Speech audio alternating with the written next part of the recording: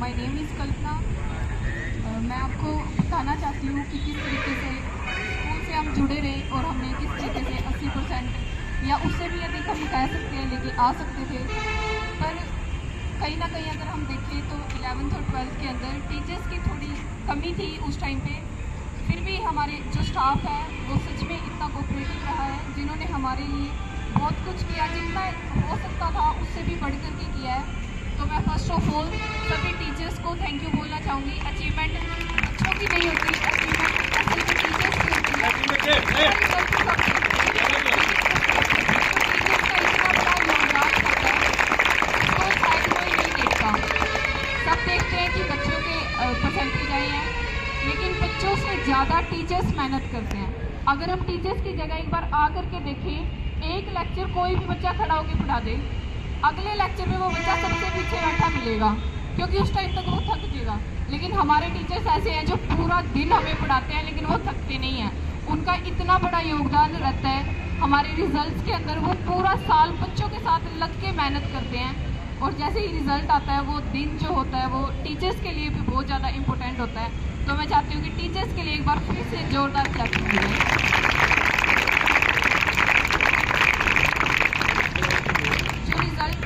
है वो अच्छा है, हम मानते हैं, लेकिन जो हमारी गलतियाँ हैं, मेन चीज़ है कि हमें अपनी गलतियों पर काम करना है।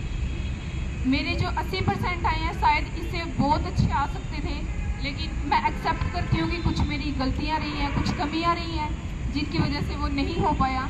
तो मैं यही आशा करती हूँ कि जो मुझसे गलतियाँ हुई है वो उनसे मुझे कुछ सीख मिली है, कुछ सीखने को मिला है, जिसे मैं आगे अपनी लाइफ में अप्लाई कर सकती हूँ कि अब आगे से ये गलतियाँ नहीं करनी, तो और भी अच्छा और भी बेहतर हो सकता है। तो मैं आप सभी से यही कहूँगी, टीचर्स के साथ बने रहें, टीचर्स की रिस्पेक्ट करें। अगर हमारे दिल के अंदर टीचर्स की रिस्पेक्ट नहीं है तो हम कितने ही ऊँचे चले जाएँ, हम कुछ भी नहीं हैं। क्योंकि अगर हम टीचर्स के साथ हैं तो ही हमारी रिस्पेक्ट है, अगर हम टीचर्स के साथ नहीं है तो हमारी कोई भी रिस्पेक्ट नहीं है। बच्चों, सबसे पहले टीचर्स की रिस्पेक्ट करना सीखो। अगर वो हमारे साथ रहेंगे तो हम सब चीज़ अचीव कर सकते हैं। हमारे पास 2 हाथ है ना, सभी के पास 2 हाथ है। किस किस के पास है, उठाना एक बार। सबके पास है। एक हाथ से बुक्स को पकड़ो और एक हाथ से अपने टीचर्स को पकड़ो। ये चीज़ जिंदगी में आपको बहुत आगे लेके जाएगी। ना बुक्स को छोड़ना है ना टीचर्स को छोड़ना है। अगर आप ये देखोगे कि सिर्फ टीचर्स से काम चलेगा, बुक्स नहीं उठाएंगे तो भी काम चल जाएगा, तो ऐसा नहीं है।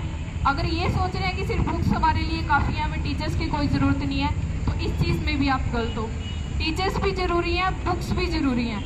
अपनी आंखें, अपनी चीज़ें, जो भी अपनी बॉडी का जितना भी कंसंट्रेशन है वो अपनी बुक्स के अंदर लगाओ। अगर बुक्स के अंदर ये आंखें अगले 5 साल तक लगी रही तो हम अपने स्कूल का, अपने टीचर्स का, अपने पेरेंट्स का नाम जरूर रोशन करेंगे। एग्री करते हैं सभी बच्चे? करते हैं? तो अपने टीचर्स को फॉलो करो।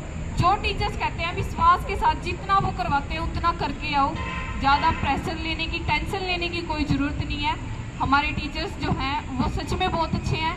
जहाँ पे भी प्रॉब्लम आती है अपने टीचर से कंसल्ट करो, पूछो, घर पे जाके जो चीज़ पढ़ाई है उसको पढ़ के देखो। हमें भी योगदान देना पड़ेगा। ये नहीं है कि सिर्फ टीचर करवा दे, हमें घर पे जाके नहीं पढ़ना, उस चीज़ से कुछ नहीं होगा। और 80% तो मेरे हिसाब से बहुत कम है। अगर हम इसी तरीके से मेहनत करेंगे, मैं चाहती हूँ कि आप यहाँ से अगले साल 90-95% बच्चे अचीव करके जाएँ। और मैं यही कहना चाहूँगी कि सभी बच्चे मेहनत करें, अपना 100% दें। मेन बात है 100% देना। किसी और से पूछने के बजाय अपने आप से पूछ लो, क्या हमने अपना 100% दिया था? अगर मैं अपने आप से पूछूँ तो मेरी तरफ से नो आएगा, मैंने नहीं दिया था। लेकिन फिर भी मैं सेटिस्फाई हूँ क्योंकि मुझे मेरी गलतियों का पता है, मैंने क्या क्या गलती की है। तो आप सभी गलतियों को अवॉइड करें जितना हो सके, और मतलब इधर उधर की चीज़ों से बच के रहें, खासकर मोबाइल से बच के रहें, सोशल मीडिया से बच के रहें। अगर इनसे बच के रहोगे, बुक्स के अंदर अपना ध्यान लगाओगे तो हम बहुत कुछ अचीव कर सकते हैं। और सबसे मेन बात, कहीं भी चले जाओ अपने टीचर्स को, अपने स्कूल को कभी भी नहीं भूलना। अपने माइंड में एक चीज़ बना करके रखो कि हमें अपने टीचर्स का और अपने स्कूल का नाम रोशन करना है, ताकि जो आगे आए हम उनके लिए एक आदर्श का कारण बन सके। तो मैं यही बोलना चाहूँगी। Thank you and have a nice day.